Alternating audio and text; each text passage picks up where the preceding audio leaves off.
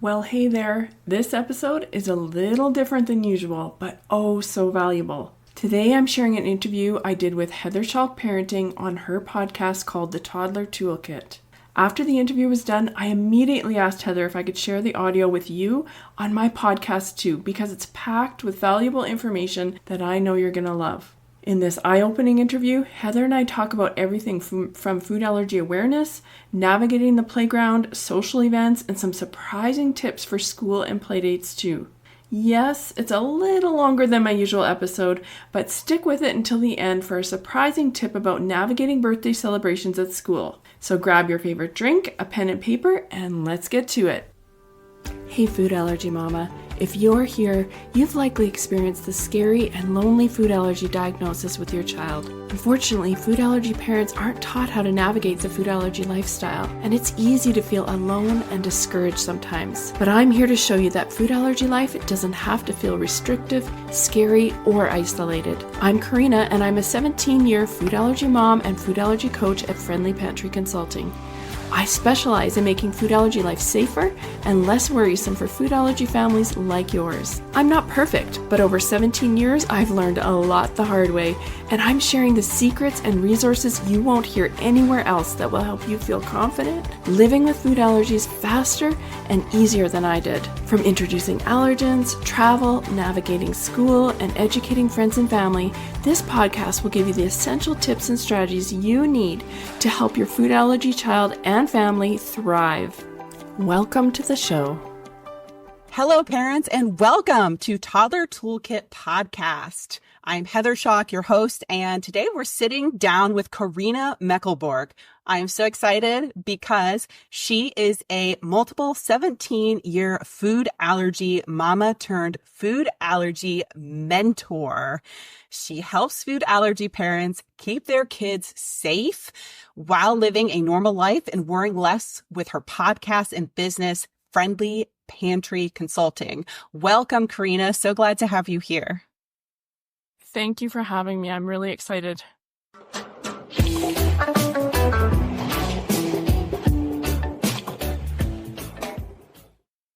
All right. Well, we would love to hear a little bit more about your journey, how you got started, how this all came about for you becoming a food allergy mama.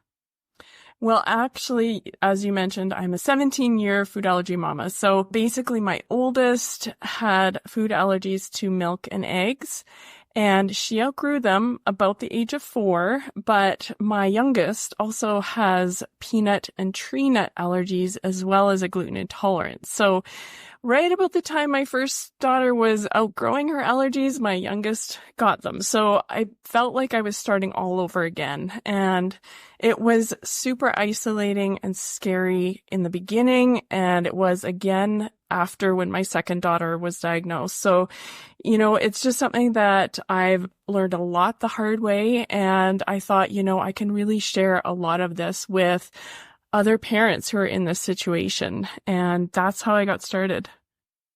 So you said it was super isolating for you. And I'm just curious if you could kind of share a little bit more about that. Like when I hear that, I think, okay, maybe you couldn't go to certain gatherings or tell me a little bit more about that isolation. Well, yeah. I mean, back in those days, I feel so old saying that, nobody knew anything about food allergies. And honestly, it's getting better now, but there still is a lot of people who don't understand food allergies. And so that feeling of that it's severe and that it could be life-threatening, that really is scary for a parent. And that doesn't all the time transfer to the people around, because sometimes there's a misconception with intolerances or sensitivities versus food allergies. And so if they're thinking that it's an intolerance, but it's actually food allergy, well, that makes a huge divide. So it causes that isolation because the parent is now worried about traces of allergen, the food allergy parent, and the other person is not so worried about that. And this is can happen in bigger scales, like at birthday parties, at, any kind of holiday event coming up or anything. There's so many things that it impacts. And some people think, we can easily just avoid the food. It's not hard.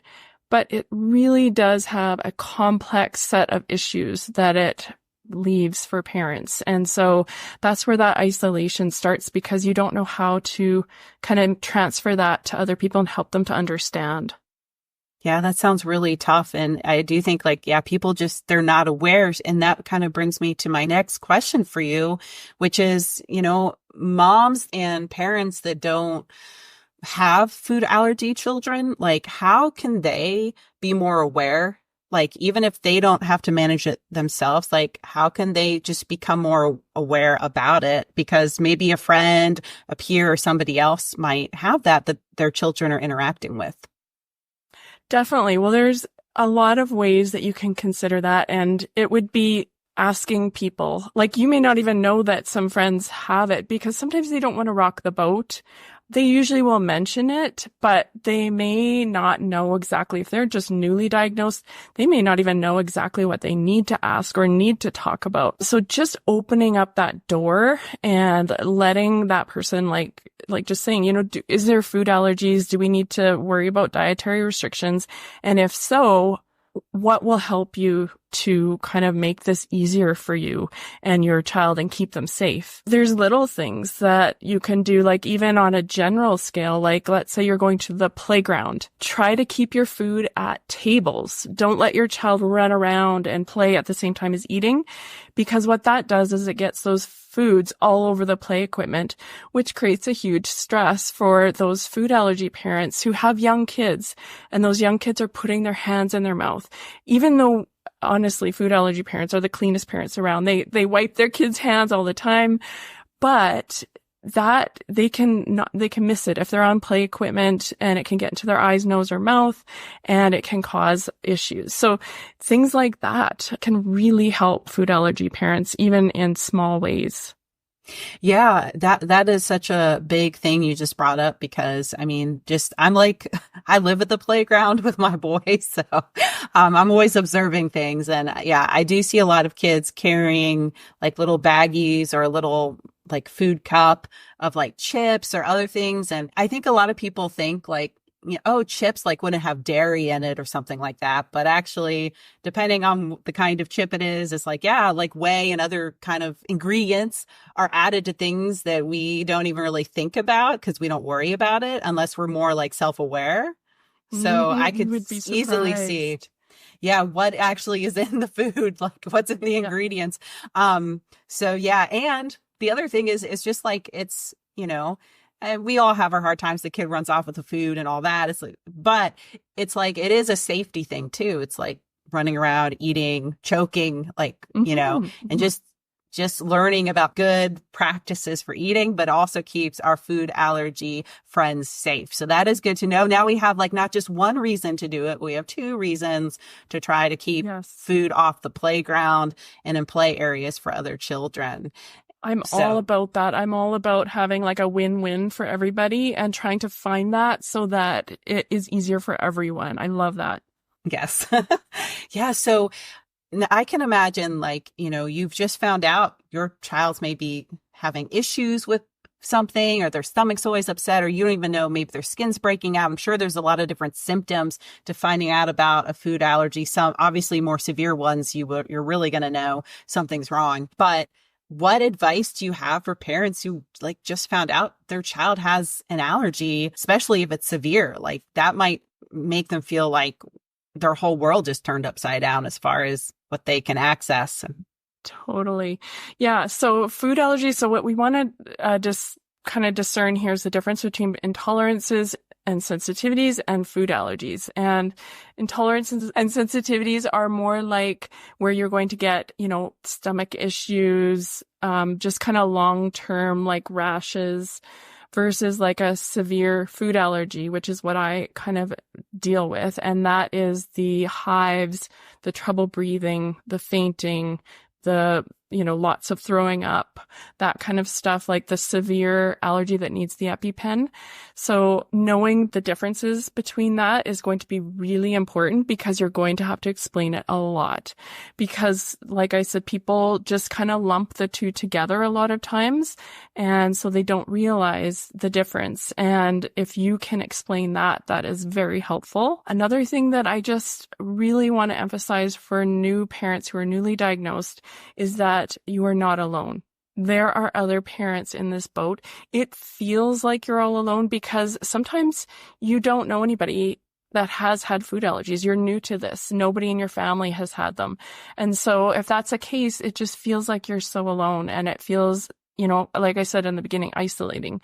So I want you to know that you're not alone. There's a whole community of food allergy families who are dealing with these same issues at this moment. So hopefully that gives you a little bit of hope. I'm just curious, going back to your children, what age did it actually pop up for them that you knew that they had a food allergy?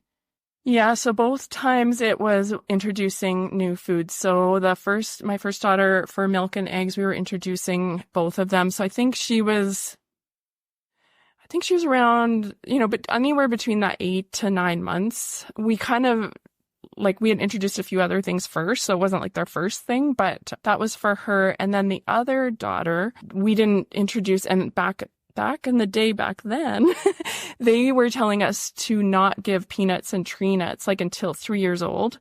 But I had talked with my allergist who helped me with my older daughter, and he said, no, you can introduce her. So she was about, I would say, 18 months when we gave her peanuts and tree nuts. And so we didn't do peanuts first, we did tree nuts, and that's when we found that. And then we gave her peanuts a little bit later, and that's when we found that allergy. So yeah, it was when they were, little guys.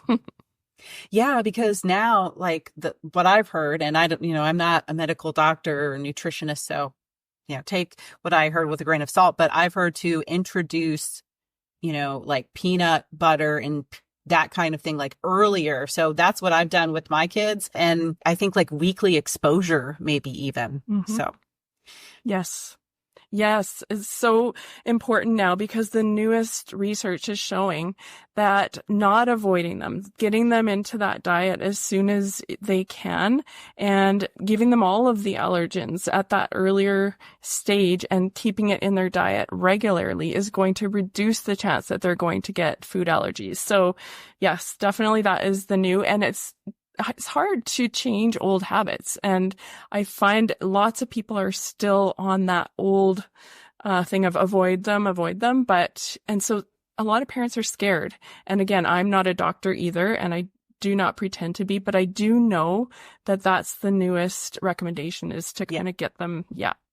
Yeah, that's good to know. And I feel like if you maybe I heard it somewhere online, or maybe my pediatrician mentioned it, but if I would not have heard that, I would not have known. Totally. There's no, like we said, there's no manual for parenting and the right way to do things, or the best way or optimal way. So, exactly. Unless we are exposed and know about it, we might not know about it.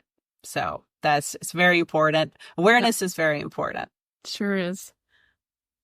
All right. So we've found out that maybe our child has a food allergy. Okay. And now we're thinking about how that affects everything. So now this brings us to, does our child go to daycare? Do they go to preschool? Or are they going to go to kindergarten? And how can we, make sure everybody's on the same page about that? Because our kids, they're sitting at a table with other kids.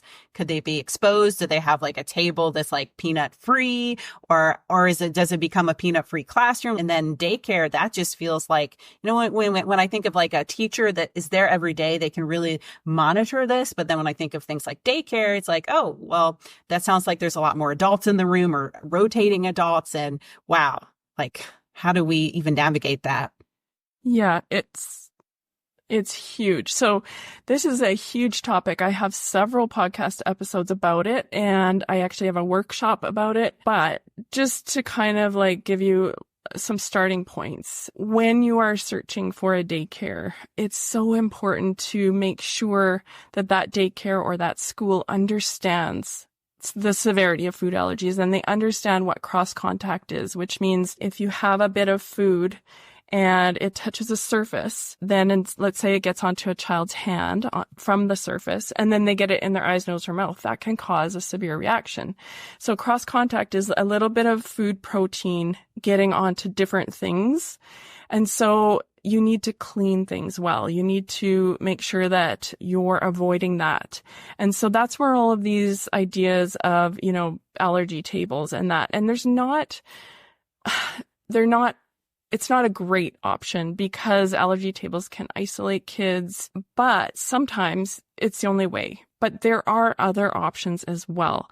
But the importance is to not assume that just because somebody looks after kids, it doesn't mean that they're going to understand food allergies in the way that they need to. And oftentimes, most times it's parents who need to do the educating. So you need to get yourself ready and be, prepared and just get ready for some education and a lot of research to really figure out if that school is understanding food allergies. And if they don't, are they open to understanding food allergies? Because you want them to have the attitude of, yes, we can do this. We're going to work with you, versus being, dismissive and not helpful. So definitely it's about doing your research and also, being prepared with having to educate that school. And I always like to educate, even if you meet with the school, you also need to meet with that teacher, because that teacher, if it comes from above, sometimes they may not fully understand. And so you really want to talk with them and make sure that they're understanding and that you have a relationship that's open and that is about working together. So, always helping and being the most helpful you can so that you're in a position to work together and keep a team atmosphere and the whole thing. Yeah, that's super important. And I think, maybe different schools have different policies. I know there's some that, if a child has a peanut allergy, for example, it becomes a peanut-free classroom just because it's too hard to, like you said, there's exposure that could easily happen. And there really should be some kind of an allergy care plan with the nurse on hand at the school and with the teacher, and teachers need to be trained to use the EpiPen or other whatever is needed. And there should be a plan. If this happens, this. And I know parents advocating for that. I worked in schools, so I know that some schools were really on top of that. And it might just be a county-wide requirement of the schools in that school system as well. So. Well, and I think I love everything you're saying. That's exactly what I would say. But I think also it comes down to the teachers understanding that they need to label read every single thing, and not only do it once, but do it twice and have the parents reading the labels, because it's so easy to miss those allergens, especially if you're not doing it all the time. So there's label reading, there's all the cleaning that needs to happen. So I feel a lot of schools, if they are understanding food allergies, they understand that they need to know how to use an EpiPen, which is great. But I really would love it to go a little bit further, because there's all these celebrations in class and there's, these birthday parties. Some schools don't have them, but if they do, it can be really, make a big deal and be very almost isolating for the kids because they can't take part.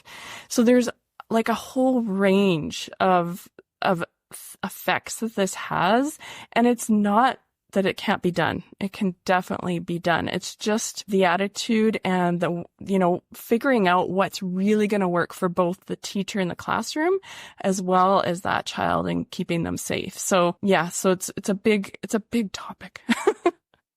Yeah. And I love what you said, because what Corinna is really saying is we shouldn't just rely on reactive strategies, reacting to it happening that's already too late. We need to be more proactive, checking ingredients, understanding how ingredients have different names. Totally.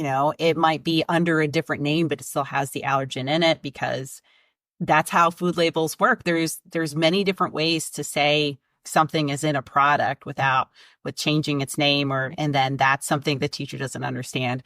It could easily go wrong. So yeah, I really think that's important.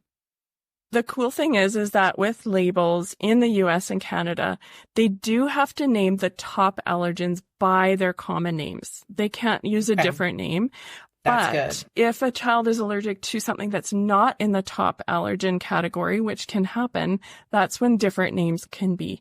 Now, that's a whole different story when it comes to like personal care products. So if you're having like soap, then they may have different names. They don't go by the same laws that the foods go by, but in general, food will, if it's in the top allergen category, will be by its general name. That is reassuring and good to know, just especially when we hear so much about ingredients and labels and not really knowing. So that builds a little bit of confidence in that. So yeah, there's just so much to, like you said, there's so much to go into. So if you guys are interested in hearing more about this topic, I know Corinna says she has more on her podcast called The Food Allergy Made Easy. So go check that out after you're done listening to this one. So what are some common mistakes that parents who have food allergy children might make? And I hate to use the word mistake because it's like, we're not, we're all trying our best here, but maybe there are some avoidable mistakes that we should shed light on to help parents out that are listening today. I was thinking about this, and so many parents, when they become food allergy parents, and if that's what you want to call it, or when their child is diagnosed, they are amazing and they do a lot of research and they figure it out. They are parents who get things done and they want to keep their child safe. That's, and included as well.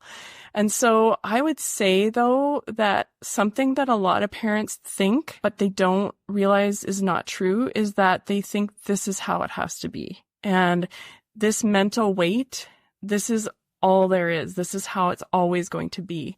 But I feel like I want to give a little bit more hope than that, because there are strategies and there are tools that can lighten that mental weight a little bit. So yes, there's always going to be sort of a certain amount of anxiety or like fear, but it doesn't have to be overtaking, and it doesn't have to be like this, there's no hope. And so that's what I really want parents to know, is that there are ways to lighten that load a little bit, to be able to live and to feel confident in that, and as well give that to your children, that confidence and that empowerment.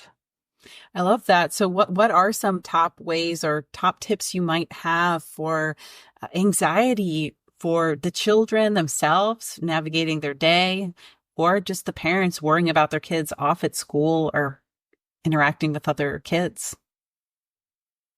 Yes, well, I'm definitely not a psychologist, but if things are affecting you and your child in a way where you're not able to do things, like it's stopping you from doing everyday life things, please do seek out some help, because it's not helpful for anybody. So if you can see a psychologist or anything like that, that would be super helpful. As far as the everyday anxiety, I would really protect what you see online. So even like the best like food allergy nonprofits, they sometimes post scary tragedies that happen to get awareness out there. But you do not have to look at those. You can protect your mind from that, because that's really sometimes very debilitating, seeing those tragedies.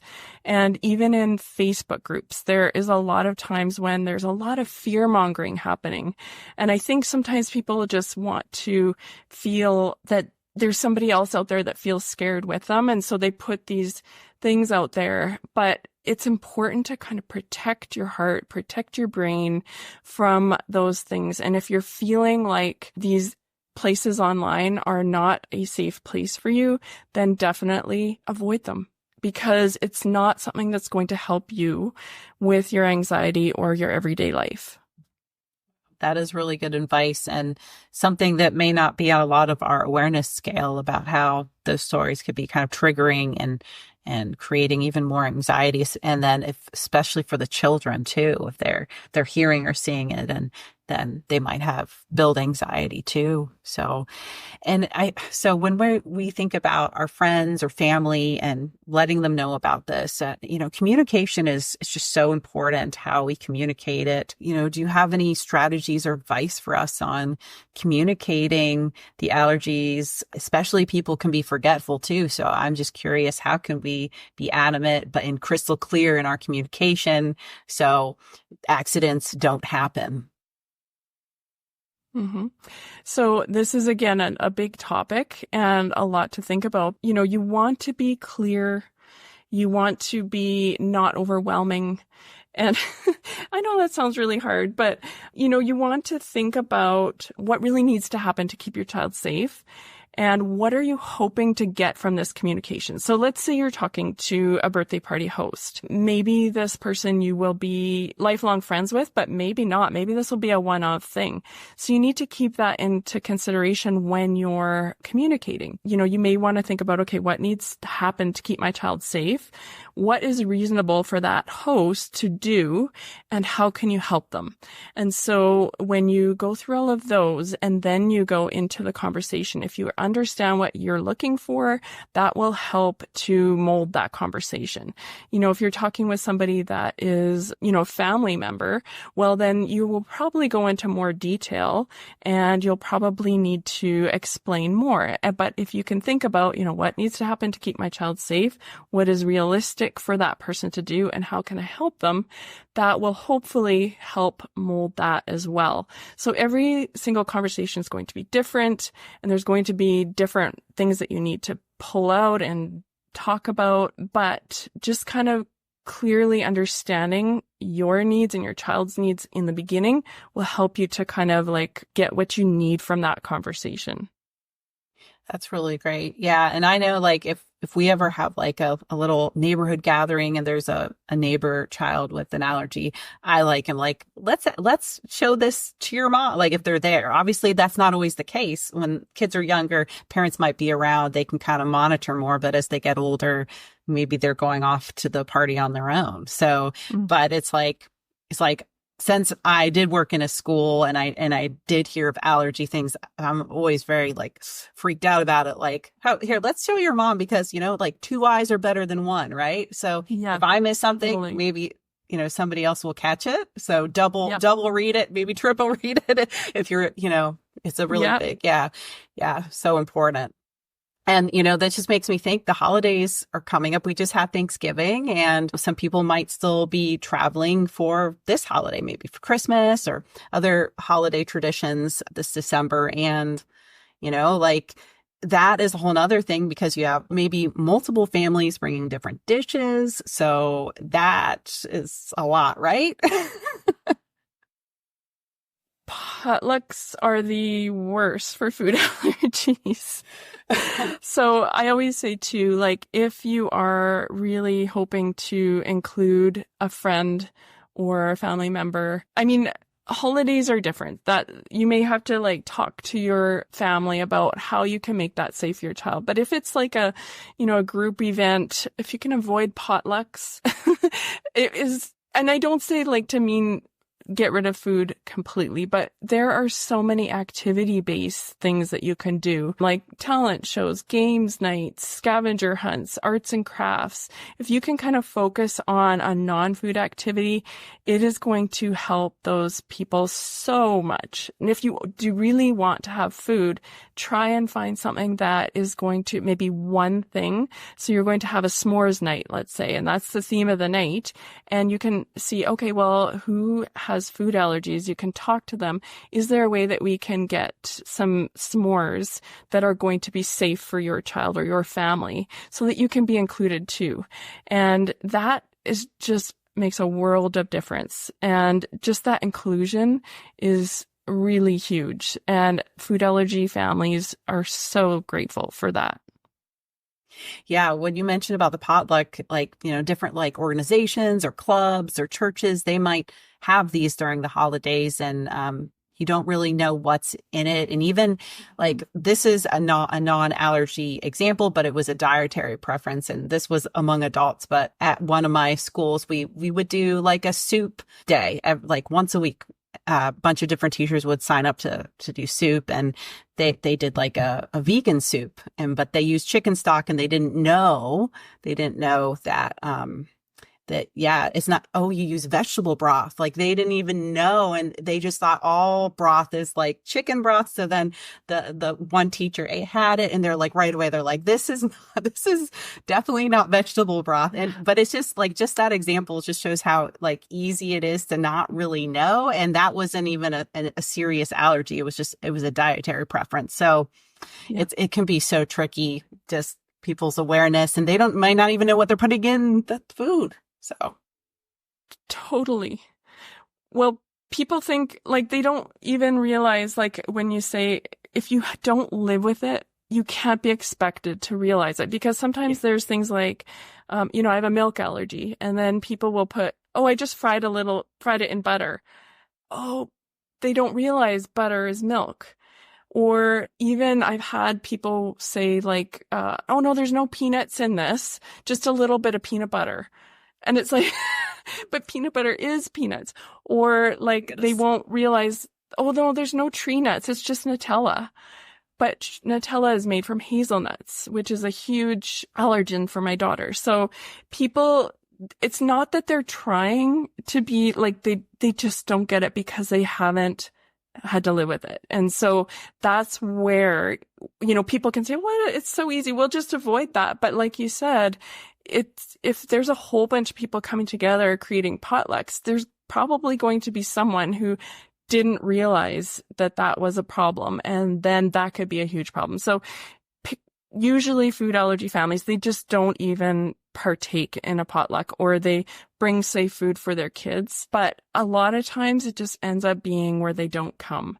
And so that I really would love to change that, because they miss out on a lot of things. And it's not because they don't want to go. It's more of like, it's an inclusion thing, right? So, hopefully we can start like just doing a little bit more activities-based things, or things that are a little more, like I said, like one thing, and then that they can work on that and how to make that friendly for the person. Yeah. Like when you're saying this, is like kind of like building that confidence, or even if they could like, maybe not big gatherings, but smaller gatherings where, like you said, they could do like an activity and it could still be special, and just kind of not centered around a bunch of food. Or if there is food, it's all labeled or something like that. Or they can bring their own food, and everybody's aware there, like, hey, nobody's going to have peanuts today. Right. At this gathering. But it's, that is really sad, and like to not be included, and also wanting to be a part of things. So thanks for raising that awareness, because, I think most people just think about, people are busy, and they just think about, like, oh yeah, like that would be bad to have an allergy, but they're not thinking of all the details, because it's not top of mind for them like it is for families so totally. Yeah. So do you think there's a growing number of children or toddlers that have food allergies, or is there just more awareness these days? That's a really good question. They do say that it has been growing, but I don't know the most recent data on that. But they're saying that 1 in 13 kids, which means about 2 in every classroom of 26, is about where we're at right now. And so, that gets a little bit, because sometimes they were self-diagnosing and self-telling. So it's hard to say if that was like the most accurate number, but that's what we have right now as an accurate number. So, they don't know why food allergies happen. So that's another thing that I think people need to know, is that there isn't a reason for it. There's nothing been proven as to why, like the mom didn't make a mistake in what she ate when she was pregnant. It could happen to anybody, and it's not necessarily what you've done. So I think a lot of times people will try and cast some blame a little bit, or they think, oh, why did you have that peanut butter when you were pregnant? Or why did you do this? But it's not proven. So that is something to know for everybody, is that they just don't know why it's happening. And so hopefully we will find that out more and more. There's so much happening in research and there's a lot of hope. There's a lot of things coming down the pipeline. So hopefully that will kind of get figured out soon. Yeah, that would be great if we could have a better understanding or catch things earlier or have just a better system for that. And I'm curious, so I know we talked a lot about this, but are there any other ways that moms can help support friends, families that they interact with food allergies that we haven't talked about yet? So as we mentioned, in general, keeping food at tables and benches and even in your home. So let's say you have a family, let's say you have a niece or a grandchild who has food allergies. If you're keeping food at the table and, wiping things down and things like that, that is so helpful because then the parent knows that it's not going to be all around the house. And especially when kids are toddlers, like the age that a lot of the moms are that listen to this podcast, they're putting their hands in their mouth all the time. So keeping food in one area where you can kind of keep it and wipe down things and do all of that is very helpful. As well as when you're out and about, let's say you're at a park and you just finished eating, cleaning up your garbage, wiping things down, that creates a really nice environment for everybody, but it also makes it more food allergy friendly, which, it's a win-win. Like I mentioned before, I love those win-wins. And if you have friends who have food allergies, or if you're in a classroom or anything, I really highly ask that people say, share toys, not food. Because a lot of times you'll say, oh, go and share these cookies with Joey. Or if you're on the playground, you might have a play date with a bunch of people and you bring a big thing of cookies. Unless you're absolutely sure that nobody has food allergies, don't bring that big thing of cookies because it is heartbreaking to everybody have a cookie and the child who can't have it has to have it taken away and then they watch everyone else eat that cookie. Or, it's just not safe. It could just be that you're causing someone to have a reaction because let's say they get it in their mouth before the parent, gets to them or whatever. So sharing toys, not food is a great way to teach your child to share. So even if you're, here's your truck, can you show Joey how to play with it or whatever? That is a little bit more allergy friendly than bringing a big container of cookies. Yes. And that does remind me also of just elementary school and the birthday parties and how so I know some classrooms are doing food-free parties. So if you want to bring something in, you're not bringing cupcakes or cookies anymore. You can bring in a little toy trinkets or something like that for everybody. Mm-hmm. And bringing food, it can be thoughtful, but they probably already have food anyways. And the kids need even more sugar anyways, Totally. You know what? That's also helping the teacher, right? If you're bringing stuff in the school, the teacher doesn't want to have to clean everything up and deal with these kids who are sugared up, right? Yes. All sugar high kids. Yep. I mean, one of the things that I actually love doing or love recommending is sending in a book that the teacher maybe needs in their library and putting inside the book, this is dedicated to, blah, blah, for their 4th birthday. And then the teacher can read it to the class and they get to sit maybe in the special spot. And it gives the classroom a book and it gives the class time to read together. And so it's a win-win-win for everybody as well. So these kind of experience-based celebrations would be great as well. I really love them. Oh, wow. I love the idea of the book. So is that the parent of the child that sends in the book and says, this is for their birthday. Can you make the book a part of the day? Yes. So then you don't have to. That's awesome. Yeah. You don't have to worry about making those cupcakes at 11 o'clock at night. I would rather just send in a book. Yeah. Just send in a book. Yeah. Inscribe it with your child's name. It will be in that library forever. Well, for as long as it lasts. But, the teacher's going to be helped out with having a new book and the kids can read together. So yeah, I find that's a really great win-win-win for everybody.